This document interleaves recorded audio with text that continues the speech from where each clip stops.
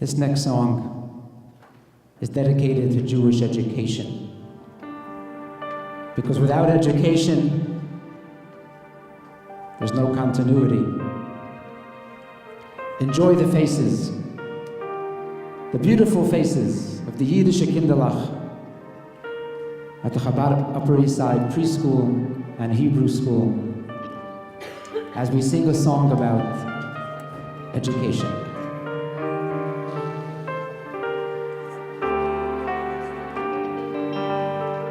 Auf in Pripyatschik brennt a Feier und in Stub ist heiß. Und der Rebellet kleine Kinderlach, dem alle verbeis. Und der Rebellet kleine Kinderlach, dem alle verbeis. In the hearth flickers a little flame, warmth spreads through the house, and the rabbi teaches little children they are babies, and the rabbi teaches little children there are babies. Listen carefully, remember, little ones, what you're learning now. Repeat it once again, again and yet again. Call it Aleph. Oh, repeat it once again, again and yet again. Call it Aleph. Oh, as you endure our years of suffering, their burden you will bear.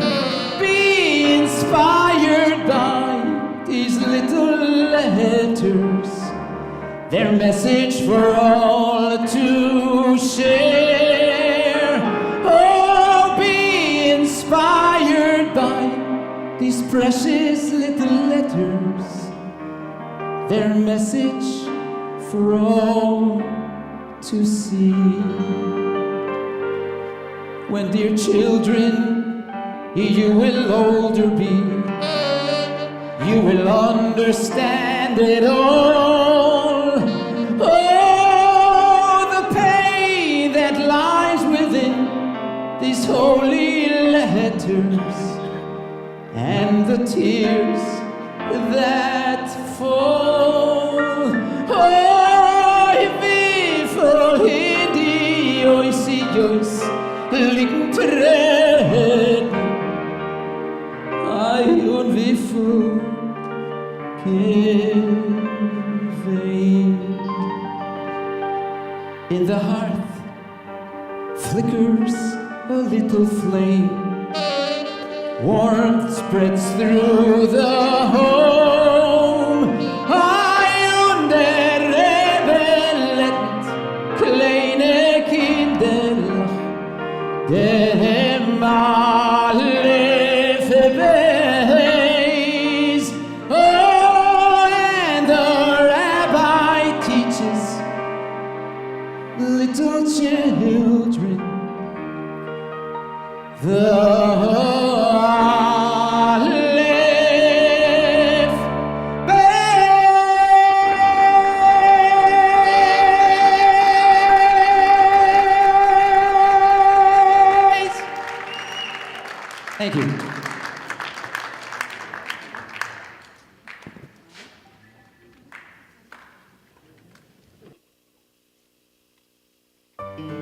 Spencer Kupferman was raised in Raleigh, North Carolina, and attended the largest public school in the state, with only a handful of Jews. Spencer's parents, Ronald and Janie Kupferman, were very active in and committed to their small Jewish community. In the early 90s, Spencer's parents were instrumental in providing the necessary support to bring Chabad to Raleigh, North Carolina. And Chabad has always played a major role in Spencer's spiritual journey. Spencer continued his education at the University of New Hampshire, where he played Division I basketball. Spencer then advanced to receive his MBA in Technology Management from the University of Phoenix. Today, he is the Chief Strategy Officer for Global Software Incorporated. Ruti Kupferman was born and raised in Jerusalem, Israel, and she immigrated with her family to the United States when she was 8 years old. Ruti's Zionist roots date back to her grandfather, Saba Benjamin Nachon. Saba Benjamin was tasked with the awesome responsibility as head shliach for the Jewish agency in Iran. He was there to encourage Jews to make Aliyah to Israel, and in many cases, Benjamin had to covertly sneak Persian Jews out of Iran to safety in Israel. Although Ruti's new home was Denver, Colorado, she always looked forward to the day when she would be able to give back to the state of Israel. At 18, Ruti voluntarily served as a medic in the Golan Heights as a lone soldier in the IDF's Medical Corps. Upon her return to America, Ruti was accepted to Columbia University, where she received her degree in Middle Eastern languages and cultures. In fall of 2006, Ruti agreed to teach conversational Hebrew to a young Zionist from North Carolina. Their initial lesson together led to their engagement and wedding just months later. The Kupfermans married in Ruti's home city of Jerusalem, Israel. The ceremony at the King David Hotel was led by Spencer's Chabad Shliach, Rabbi Pinchas Herman, from Raleigh, North Carolina. Today, Spencer and Ruti are committed to supporting many causes for Israel and are involved with multiple Chabad houses in the New York area. Spencer and Ruti are passionate about providing their children with Torah-based education and making Yiddishkeit and mitzvot the foundation of their Jewish home. Their two oldest children, Max Yonatan and Avril Gabriel, attend Park East Day School, and Raphael attends the Bet class at the Chabad of the Upper East Side. Ladies and gentlemen, please put your hands together and join us in welcoming Chabad's Parents of the Year, Spencer and Ruti Kupferman.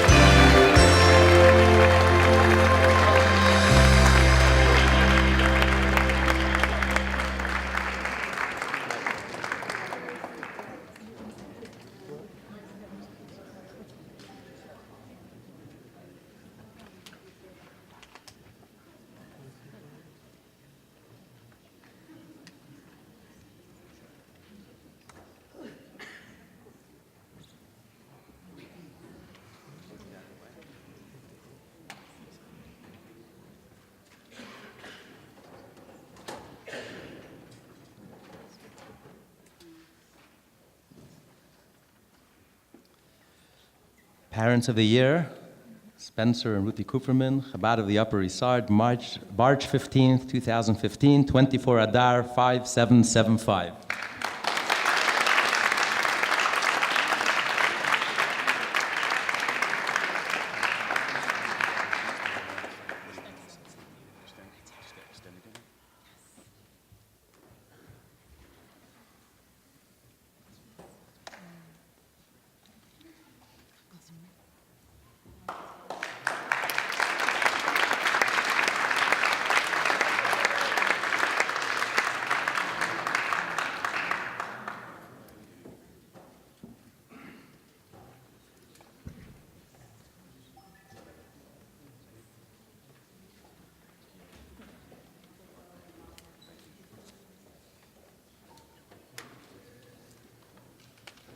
Speeches.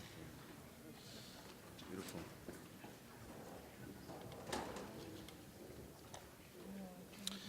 Thank you. Shalom Aleichem.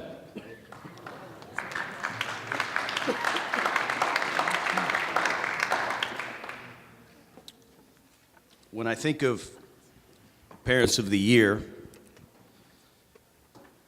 I want to put that into perspective for all of you.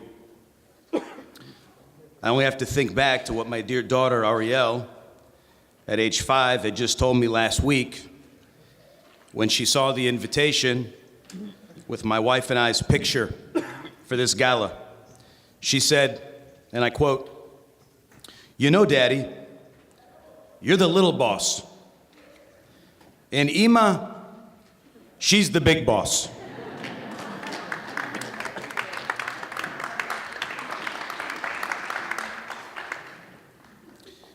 I glared very seriously back at her after reflecting briefly on her remark about my little boss status. I smiled at her and said, "You're right." That's Parents of the Year for you. First, Ruti and I would like to wish a mazel tov to the other honorees, the beautiful video. And this is a very special honor for Ruti and I, and especially sharing it with all of you, friends and family, who had committed from far and wide to be with us this evening, and the ones who said they committed but didn't show up. Rav, they're going to send a check, don't worry. Ruti and I would of course like to thank the Krasniansky family.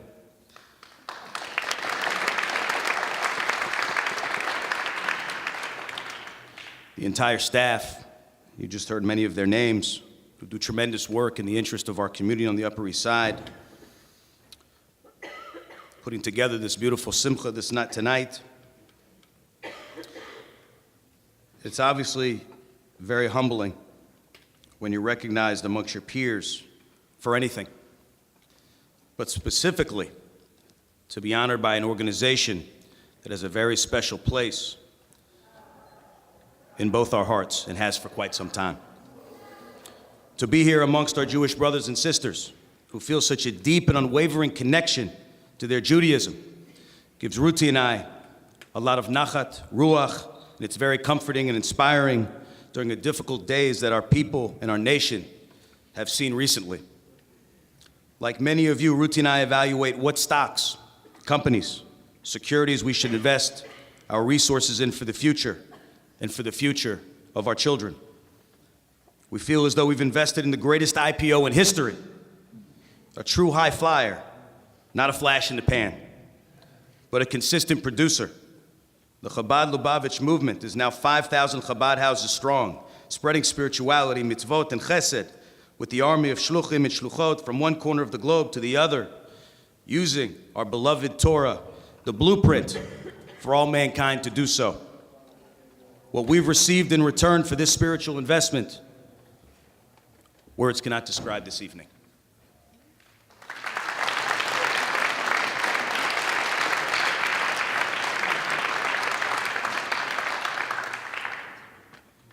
As many of you know, Ruti and I come from different backgrounds.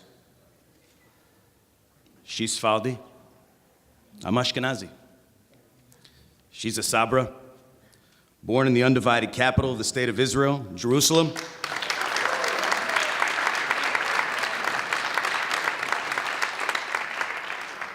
I figured if there was one line I was going to get a round of applause on, it was the undivided capital, Yerushalayim.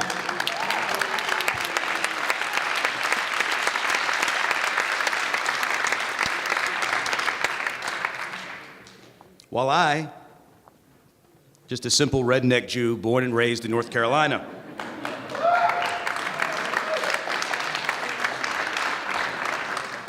However, neither of us are strangers to Chabad. For Ruti and her family, as they immigrated from Israel to Denver, Colorado in the early 80s, Ruti had fond memories of building Chanukiot, celebrating Hanukkah as a little girl with the Chabad Shluchim of Denver. My family's first experience with Chabad was in 1974 at the Rabbinical College of America in Morristown, New Jersey, a large Chabad Lubavitch yeshiva many of you are familiar with. We moved to New Jersey for a couple of years after I was born. Many of the yeshiva buchers would hitch a ride with my mother into town as she would pass the college on her way out of the subdivision. One student in particular showed an elevated interest in my mother's background and her family, and in typical Chabad fashion, offered to teach my older brother the Aleph Bet a couple of times a week at our home. During one of the trips into town, the student had asked my mother if lighting candles on Shabbat was a mitzvah that she performed regularly. She answered, no, it is not. Of course, that Friday night, my mother began to light Shabbat candles. One day, my mother had received a special invitation to come to the college as a guest, along with my father, my brother, and myself, to listen to a farbrengen of the 7th Lubavitcher Rebbe, Menachem Mendel Schneerson, Zchuto Yagen Aleinu, broadcasted live over loudspeakers from the Chabad Lubavitch headquarters at 770 Eastern Parkway in Brooklyn, New York. My mother knew this was a big kavod, a big honor for her and her family to take part in. However, she had a concern about attending, for which she voiced to the student. She said, but my youngest son, Spencer, he's only 11 months old. He can't possibly understand and comprehend the Rebbe's farbrengen in Yiddish and Hebrew. Why should he go? The student responded with a smile and said, you will see. Your son will comprehend and understand every single word from the Rebbe. His neshama was built for this, as all the other Jewish children are as well. My mother, without further hesitation, accepted this invitation. Almost 42 years later, Baruch Hashem, it's fair to say, my neshama